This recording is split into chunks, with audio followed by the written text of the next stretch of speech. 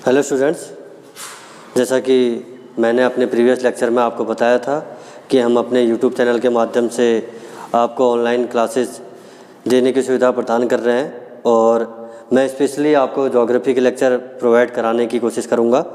तो इसी संदर्भ में मैं आज आपके सामने ज्योग्राफी का एक इम्पोर्टेंट टॉपिक जिसका नाम है अनाच्छादन यानी डेनुटेशन, इसके बारे में आपको एक्सप्लेन करूंगा और आप इसको अपने नोटबुक में रिटन डाउन कर लीजिएगा। तो अनाच्छादन एक ऐसी प्रक्रिया है जो आपके धरातल पर घटित होने वाली प्रक्रिया है, जिसके तहत धरातल का निम्नीकरण किया जाता है। तो इस अनाच्छादन की क्रिया के अंतर्गत हम 4 प्रक्रिया को अपनाते हैं, जो कि अगर मैं कहूँ कि कौन कौन से हैं तो पहला आपका अपक्षय जिसे हम बोलते हैं वेदरिंग, दूसरा है आपका अपर्दन जिसे हम बोलते हैं इरोजन, थर्ड वन इज परिवहन जिसको हम बोलते हैं ट्रांसपोर्टेशन और फोर्थ वन निक्षेपण यानी डिपोजिशन। तो ये 4 क्रियाओं को अनाच्छादन के अंतर्गत सम्मिलित किया जाता है।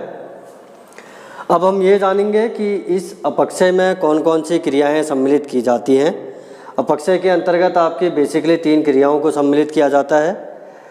फर्स्ट वन इज भौतिक क्रिया यानी फिजिकल, जिसमें हम इंक्लूड करते हैं सूर्यातप, और सेकंड वन तुषार क्रिया। सूर्यातप यानी इंसोलेशन, आप आगे आने वाले चैप्टरों में इंसोलेशन के बारे में पढ़ेंगे, इसका एक बहुत ही बड़ा रोल है ज्योग्राफी में। और तुषार क्रिया का भी साथ ही साथ दूसरी प्रोसेस है आपकी रासायनिक, जिसको हम बोलते हैं केमिकल। इसके अंतर्गत हम सम्मिलित करते हैं ऑक्सीकरण को, साथ ही साथ कार्बोनीकरण, उसके साथ जलयोजन और फोर्थ वन विलयन। तीसरा पोर्शन है जैविक। ये तीनों को मिलाकर सम्मिलित, इन तीनों को सम्मिलित किया जाता है किसके अंतर्गत? अपक्षय के अंतर्गत। दूसरा पार्ट जो मैंने आपको बताया अपर्दन। अपर्दन के अंतर्गत हम 3 क्रियाओं को सम्मिलित करते हैं। पहला है आपका अपवाहन यानी ड्रेनेज, सेकंड वन अपघर्षण एप्रेजन या कोरेजन, थर्ड वन इज सन्निकर्षण यानी फ्रिक्शन। यह आपका एक चार्ट है जिसके माध्यम से आपको इसको पढ़ने में आसानी रहेगी। तो चलिए ठीक है, मैं आपको अब अनाच्छादन के बारे में ब्रीफ में बताना चाहता हूँ कि अनाच्छादन क्या है। आप इसको अपनी कॉपी में नोट डाउन करिएगा। धरातल पर होने वाली वे सभी क्रियाएं जो धरातल का निम्नीकरण करती हैं अनाच्छादन कहलाती हैं। निम्नीकरण कहने का मतलब उसको काटना। जैसे आपने देखा होगा कि वर्षा गिरती है तो मिट्टी का क्या होता है? कटाव होता है। वो क्रिया आपकी अनाच्छादन कहलाती है। इससे पहले मैं आपको बता ही चुका हूँ कि अनाच्छादन के अंतर्गत हम इन 4 क्रियाओं को सम्मिलित करते हैं। तो आइए जानते हैं अपक्षय के बारे में। अपक्षय की परिभाषा क्या है ये मैं आपको बताता हूँ। अपक्षय यह एक स्थैतिक क्रिया है जिसमें चट्टानों का स्वस्थान विखंडन एवं वियोजन होता है।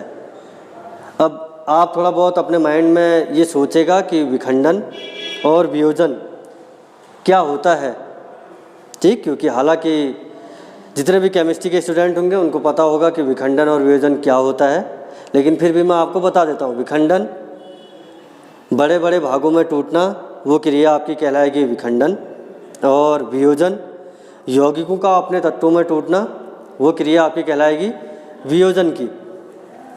तो आइए अब 1 बाय 1 हम इस अपक्षय के अंतर्गत इनको समझने की कोशिश करते हैं। अपक्षय के अंतर्गत जो इसका पहला पार्ट है वह है भौतिक अपक्षय। अब भौतिक अपक्षय की परिभाषा सुनिएगा। भौतिक अपक्षय बेसिकली ताप और दाब पर निर्भर करती है। ताप यानी टेम्परेचर, दाब यानी प्रेशर। भौतिक क्रिया इन दोनों के परिणाम स्वरूप नहीं होगी। कहने का मतलब अगर ये दोनों मिसिंग होते हैं तो भौतिक क्रिया आपकी होनी पॉसिबल नहीं है। तो इस भौतिक क्रिया के अंतर्गत सूर्यातप और तुषार क्रिया ये 2 प्रमुख प्रोसेस हैं। इनको मैं आगे आने वाले चैप्टरों में आपको बताऊंगा। रासायनिक क्रिया, रासायनिक क्रियाओं के अंतर्गत हम 4 प्रक्रियाओं को सम्मिलित करते हैं, जो कि है पहला ऑक्सीकरण, दूसरा है कार्बोनीकरण, तीसरा है जलयोजन और चौथा है विलयन। तो हम इसे समझने की कोशिश करते हैं कि ऑक्सीकरण क्या होता है, ठीक? तो अपनी कॉपी में नोट डाउन करेगा, चट्टानों में उपस्थित खनिज जब वायुमंडल में उपस्थित ऑक्सीजन से अभिक्रिया करते हैं तो उसके परिणाम स्वरूप वो किसका निर्माण करेंगे? ऑक्साइड का निर्माण करेंगे। तो यह क्रिया आपकी क्या कहलाएगी? ऑक्सीकरण कहलाएगी। दोबारा सुनिएगा, चट्टानों में उपस्थित खनिज जब वायुमंडल में ऑक्सीजन से अभिक्रिया करके ऑक्साइड का निर्माण करते हैं तो इस क्रिया को बोला जाता है ऑक्सीकरण। दूसरा कार्बोनीकरण। मैं आपको ऑक्सीकरण के अगर एग्जांपल बताऊं तो जैसे आपने देखा होगा कि फेरस के 2 अणु 2Fe+O2 ये अभिक्रिया करके आपके बनेंगे क्या? 2FeO यानी फेरस ऑक्साइड। ठीक, तो ये आपकी क्रिया होगी कौन सी? ऑक्सीकरण की। दूसरा कार्बोनीकरण। तो चट्टानों में उपस्थित खनिज जब जल की उपस्थिति में कार्बन डाइऑक्साइड के साथ अभिक्रिया करके कार्बोनेट का निर्माण करते हैं तो इस क्रिया को हम बोलते हैं क्या? कार्बोनीकरण। दोबारा सुनिएगा, चट्टानों में उपस्थित खनिज जब जल की उपस्थिति में कार्बन डाइऑक्साइड के साथ अभिक्रिया करके कार्बोनेट का निर्माण करते हैं तो यह क्रिया आपकी कार्बोनीकरण कहलाती है। और धरातल पर जितने भी जो स्थल रूप हैं उन स्थल रूपों के निर्माण में इस कार्बोनीकरण की प्रमुख भूमिका रहती है। जैसे एग्जाम्पल,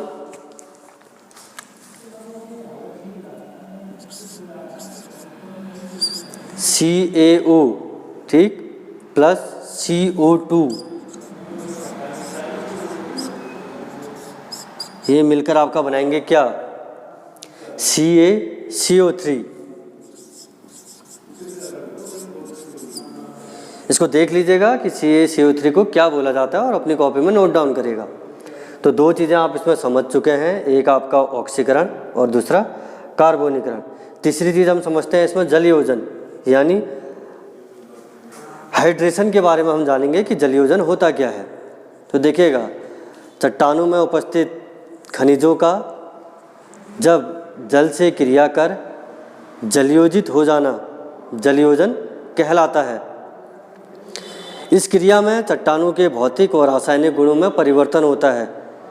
अब आप सोच लीजिए कि अगर आप कोई भी खनिज की क्रिया जब जल के साथ करेंगे तो आपको ये देखने को मिलेगा कि उनके भौतिक और रासायनिक गुणों में परिवर्तन हो रहा है। ठीक, तो ये भी आप समझ चुके होंगे कि जलयोजन क्या है। लास्ट में हम पढ़ते हैं विलयन, जो आप पहले से ही पढ़ते आ रहे हैं, बचपन में आपने इसके एग्जाम्पल किए भी हैं। जैसे आप पानी में आप चीनी को मिलाते हैं तो चीनी क्या हो जाती है? उसमें घुल जाती है। तो यह क्रिया आपकी क्या कहलाएगी? विलयन कहलाएगी। ये मैंने केवल आपको ऐसे बताया, अब डेफिनेशन के माध्यम से आप इसे सुनिएगा। चट्टानों में उपस्थित खनिजों का जल में घुल जाना विलयन कहलाता है। तो यहाँ पर आप अपक्षय के अंतर्गत भौतिक और रासायनिक अपक्षय को समझ चुके हैं। तीसरा पढ़ेंगे हम जैविक अपक्षय। इसके अंतर्गत जैविक अपक्षय के अंतर्गत आप पढ़ेंगे कि जीव जंतुओं द्वारा या पादपों द्वारा जब धरातलीय तली का निम्नीकरण किया जाता है तो इस क्रिया को बोला जाता है जैविक अपक्षय। तो ये आपने अभी तक पढ़ा वेदरिंग के अंतर्गत इसके 3 पार्टों को। अब हम पढ़ते हैं अपर्दन कि अपर्दन क्या है। अपर्दन में देखिएगा कि गतिक कारक कौन कौन से होते हैं धरातल पर। गतिक कारकों के अंतर्गत आप सम्मिलित करोगे समुद्री तरंगों को, पवनों को, ग्लेशियरों को,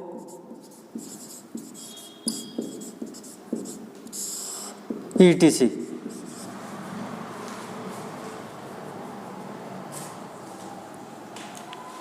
तो अपर्दन के अंतर्गत हम सम्मिलित करते हैं गतिक कारकों में हम इंक्लूड करते हैं समुद्री तरंग, पवन, ग्लेशियर इत्यादि। तो परिभाषा से बताऊं तो इसको नोट डाउन करेगा कि गतिक कारकों जैसे समुद्री तरंग, पवनों और ग्लेशियरों के द्वारा जब धरातल का निम्नीकरण कर दिया जाता है तो उस क्रिया को हम बोलते हैं क्या? अपरदन। जैसे आपने देखा होगा कहीं पर अगर बहुत ज़्यादा पानी फोर्स से आ रहा है और उसके बीच में अगर आपकी मिट्टी पड़ गई है तो वो क्या करेगी? पानी की उस मिट्टी का क्या कर देगी? इरोजन कर देगी, उसको काटते हुए आगे बढ़ेगी। तो इसी को हम बोलते हैं क्या? अपरदन। इस अपरदन की क्रिया के अंतर्गत हम 3 चीज़ों को सम्मिलित करते हैं। एक होता है आपका अपवाहन यानी ड्रेनेज, दूसरा होता है आपका अपघर्षण यानी एप्रेजन, और थर्ड वन होता है सन्निघर्षण यानी फ्रिक्शन। अब हम इन तीनों को समझने की कोशिश करेंगे कि अपवाहन क्या होता है, अपघर्षण क्या होता है और सन्निघर्षण क्या होता है। तो अपवाहन गतिक कारकों के द्वारा जब अपरदित पदार्थों का स्थानांतरण कर दिया जाता है तो उस क्रिया को हम बोलते हैं अपवाहन। स्थानांतरण कहने का मतलब यहाँ से कहीं और पहुँचाना है। मान लिया जाए कि अगर आपका कोई एक स्थान ए है, अगर यहाँ से गतिक कारक जैसे मान लिया जाए जल बह रहा है, ये अपने साथ जितनी भी जो अवसाद होगी उसको दूसरे जगह पे जाके इकट्ठा कर देगी। तो इस क्रिया को हम बोलते हैं क्या? इस क्रिया को बोलेंगे हम अपवाहन। ठीक। अपघर्षण इन्हीं गतिक कारकों के द्वारा जो ये अपरदित पदार्थ ले जाए जाते हैं उनका एक स्थान से दूसरे स्थान में ले जाने की क्रिया को अपघर्षण कहा जाता है। और थर्ड वन सन्निघर्षण। गतिक कारकों के द्वारा ही जब अपरदित पदार्थ स्थानांतरण की क्रिया में चलते हैं तो वो आपस में टकराते हैं और आपस में टकराने की क्रिया के फलस्वरूप वो अपने छोटे छोटे टुकड़ों में विभक्त हो जाते हैं, जिन्हें ही हम बोलते हैं क्या? सन्निघर्षण। समझाने के लिए अगर मैं कहूँ तो देखिए, जैसे नदियाँ ओरिजिनेट होती हैं कहाँ से? पहाड़ी क्षेत्रों से ओरिजिनेट होती हैं। तो जब वो निकलती हैं तो वो अपने साथ बड़े बड़े पत्थरों को ले जाती हैं, लेकिन जैसे जैसे वो मैदानी क्षेत्रों में आएंगी वैसे वैसे जो भी बड़े बड़े पदार्थ हैं वो क्या करेंगे?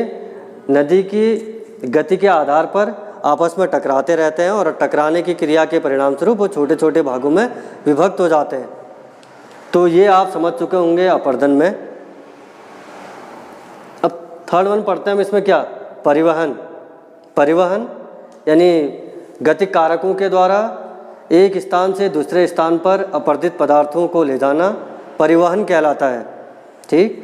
फोर्थ वन है निक्षेपण। गतिक कारकों के द्वारा ही जो अपरदित पदार्थ होते हैं उनको एक स्थान पर छोड़ देना, यह क्रिया आपकी निक्षेपण कहलाती है। तो ये चीज़ें आपने पढ़ी अभी अनाच्छादन के अंतर्गत।